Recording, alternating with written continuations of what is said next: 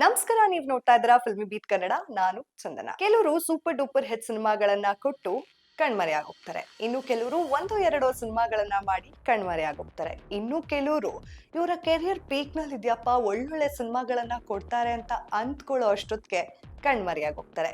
ಇಂಥದೇ ಸಾಲಿಗೆ ಸೇರಿರುವಂತಹ ನಟಿ ಈ ವಾರದ ಮಿಸ್ಸಿಂಗ್ ರೇಖಿತಾ ಕುರುಪ್. ಪ್ರಾಬಬ್ಲಿ ಹಿಂಗೆ ಹೇಳಿದ್ರೆ ಗೊತ್ತಾಗಲ್ಲ ಅನ್ಸುತ್ತೆ. ಇವರ ಸ್ಟೇಜ್ ನೇಮ್ ಅಥವಾ ಸಿನಿಮಾ ಇಂಡಸ್ಟ್ರಿಯಲ್ಲಿ ಇವರಿಗಿರುವಂತಹ ಹೆಸರು ಬಾಮಾ ಅಂತ ಹೇಳಿ. ಒಂದು ಮಲಯಾಳಂ ಕುಟುಂಬದಲ್ಲಿ ಜನಿಸಿದಂತಹ ಇವರು ಸಾಕಷ್ಟು ಮಲಯಾಳಂ ಸೇರಿ ಕನ್ನಡ ಸಿನಿಮಾದಲ್ಲೂ ಕೂಡ ಅಭಿನಯಿಸಿ ಎಲ್ಲರ ಮನೆ ಮಾತಾಗಿದ್ರು.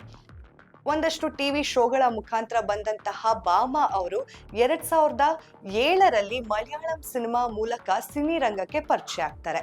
ಇನ್ನು 2010ರಲ್ಲಿ ರಾಕಿಂಗ್ ಸ್ಟಾರ್ ಯಶ್ ಅವರು ಅಭಿನಯಿಸಿರುವಂತಹ ಮೊದಲ ಸಲ ಸಿನಿಮಾದಲ್ಲಿ ಡೆಬ್ಯೂ ಹೀರೋಯಿನ್ ಆಗಿ ನಮ್ಮ ಕನ್ನಡ ಚಿತ್ರರಂಗಕ್ಕೆ ಪಾದಾರ್ಪಣೆ ಮಾಡ್ತಾರೆ. ಬಾಮಾ ಅವರು ಮೊದಲ ಸಲ ಸಿನಿಮಾದಲ್ಲಿ ಕಾಣಿಸಿಕೊಂಡ ನಂತರ ಅವರದ್ದೇ ಆದಂತಹ ಒಂದು ಅಭಿಮಾನಿಗಳ ಬಳಗ ಕೂಡ ಹುಟ್ಕೊಳ್ಳುತ್ತೆ. ಯಾಕಂದ್ರೆ ಅಷ್ಟು ಮುದ್ದು ಮುಖದ ರಾಜಕುಮಾರಿಯಂತೆ ಕಾಣಿಸುವಂತಹ ಬಾಮಾ ಅವರು ನಮ್ಮ ಕನ್ನಡ ಸಿನಿಮಾದ ಇಂಡಸ್ಟ್ರಿಯವರಾಗಿ ಬಿಡ್ತಾರೆ.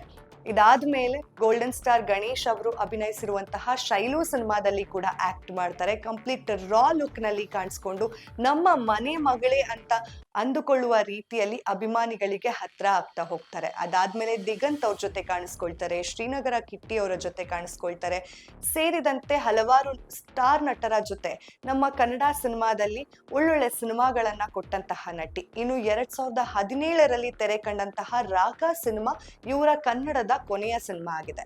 2010ರಲ್ಲಿ ಶುರು ಮಾಡಿದಂತಹ ಜರ್ನಿ 2017ಕ್ಕೆ ಮುಕ್ತಾಯ ಮಾಡ್ತಾರೆ. ಅದಾದ್ಮೇಲೆ ಯಾವುದೇ ರೀತಿಯಾದಂತಹ ಕನ್ನಡ ಸಿನಿಮಾಗಳಲ್ಲಿ ಬಾಮಾ ಅವರು ಕಾಣಿಸ್ಕೊಳ್ಳೋದಿಲ್ಲ. ಹಾಗೆ ಯಾವ ಕಾರ್ಯಕ್ರಮಗಳಲ್ಲೂ ಕೂಡ ಬಾಮಾ ಅವರು ಕಾಣಿಸ್ಕೊಳ್ಳೋದಿಲ್ಲ. ಇನ್ನು 2020ರಲ್ಲಿ ಇವರು ಅರುಣ್ ಅನ್ನೋ ಒಬ್ಬ ಉದ್ಯಮಿ ಜೊತೆ ಮದುವೆ ಕೂಡ ಆಗ್ತಾರೆ.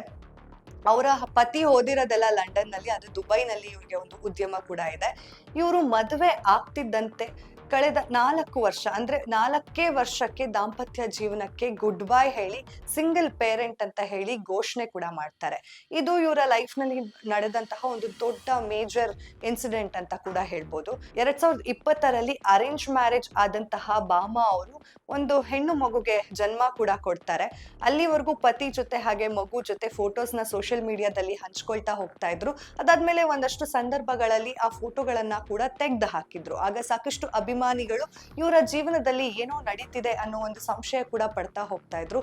ಅದಾದ್ಮೇಲೆ ಒಂದು ದಿನ ಅವರ ಸೋಷಿಯಲ್ ಮೀಡಿಯಾ ಮುಖಾಂತರ ಎಲ್ಲರಿಗೂ ಉತ್ತರನ ಕೂಡ ಕೊಡ್ತಾರೆ. ನಾನು ಈಗ ಸಿಂಗಲ್ ಪೇರೆಂಟ್ ಆಗಿದ್ದೀನಿ ಅನ್ನೋ ಒಂದು ಸ್ಟೇಟ್ಮೆಂಟ್ ಅನ್ನ ಅವರ ಸೋಷಿಯಲ್ ಮೀಡಿಯಾ ಮುಖಾಂತರ ಅಭಿಮಾನಿಗಳಿಗೆ ತಿಳಿಸ್ತಾರೆ. ಆಗ ಎಲ್ರಿಗೂ ಗೊತ್ತಾಗತ್ತೆ ಇವ್ರಿಗೆ ಡಿವೋರ್ಸ್ ಆಗಿದೆ, ಇವರು ಸಿಂಗಲ್ ಪೇರೆಂಟ್ ಆಗಿದ್ದಾರೆ ಅಂತ ಹೇಳಿ.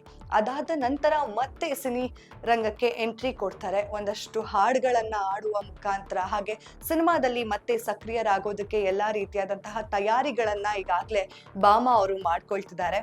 ಇನ್ನು ಇವರು ಒಂದು ಕ್ಲೋತಿಂಗ್ ಬ್ರ್ಯಾಂಡ್ ಅನ್ನ ಕೂಡ ಸ್ಟಾರ್ಟ್ ಮಾಡಿದ್ದಾರೆ, ವಾಸುಕಿ ಬೈ ಭಾಮಾ ಅಂತ ಹೇಳಿ. ಸೊ ಅದರನ್ನ ಕೂಡ ಸ್ವಲ್ಪ ಎಂಗೇಜಿಂಗ್ ಆಗಿ ಬ್ಯುಸಿ ಆಗಿದ್ದಾರೆ. ಬಾಮಾ ಅನ್ನೋ ಒಂದು ಕ್ಲೋತಿಂಗ್ ಬ್ರ್ಯಾಂಡ್ ಅನ್ನ ಹೇಗೆ ತಗೊಂಡು ಹೋಗ್ಬೇಕು, ಎಷ್ಟು ಮಾರ್ಕೆಟಿಂಗ್ ಮಾಡಬೇಕು ಅನ್ನೋದ್ರ ಮೇಲೆ ಕೂಡ ಗಮನ ಹರಿಸ್ತಿದ್ದಾರೆ. ಇನ್ನು ನಮ್ಮ ಕನ್ನಡ ಸಿನಿಮಾ ಇಂಡಸ್ಟ್ರಿಗೆ ಈ ನಟಿ ಮತ್ತೆ ವಾಪಸ್ ಬಂದ್ರೆ ಹೇಗಿರುತ್ತೆ ಅನ್ನೋ ಕುತೂಹಲ ನನ್ಗಂತೂ ಇದೆ. ನಿಮ್ಗೇನ್ ಅನ್ಸುತ್ತೆ? ಬಾಮಾ ಅವರು ಈ ಹಿಂದೆ ಮಾಡಿದಂತಹ ಸಿನಿಮಾಗಳ ರೀತಿಯಲ್ಲಿ ನಮ್ಮ ಕನ್ನಡ ಚಿತ್ರರಂಗಕ್ಕೆ ಮತ್ತೆ ವಾಪಸ್ ಆಗಬೇಕಾ ಬೇಡವಾ? ಆದ್ರೆ ಯಾವ ಹೀರೋ ಜೊತೆ ಇವರು ಆಕ್ಟ್ ಮಾಡಬೇಕು? ಈಗಾಗಲೇ ಸೋಷಿಯಲ್ ಮೀಡಿಯಾದಲ್ಲಿ ತುಂಬಾ ಆಕ್ಟಿವ್ ಆಗಿರುವಂತಹ ನಟಿ ಒಂದಷ್ಟು ವಿಚಾರಗಳನ್ನ, ಅವರ ಪರ್ಸನಲ್ ಹಾಗೆ ಪ್ರೊಫೆಷನಲ್ ವಿಚಾರಗಳನ್ನ ಸೋಷಿಯಲ್ ಮೀಡಿಯಾದಲ್ಲಿ ಹಂಚ್ಕೊಳ್ತಾನೆ ಇರ್ತಾರೆ.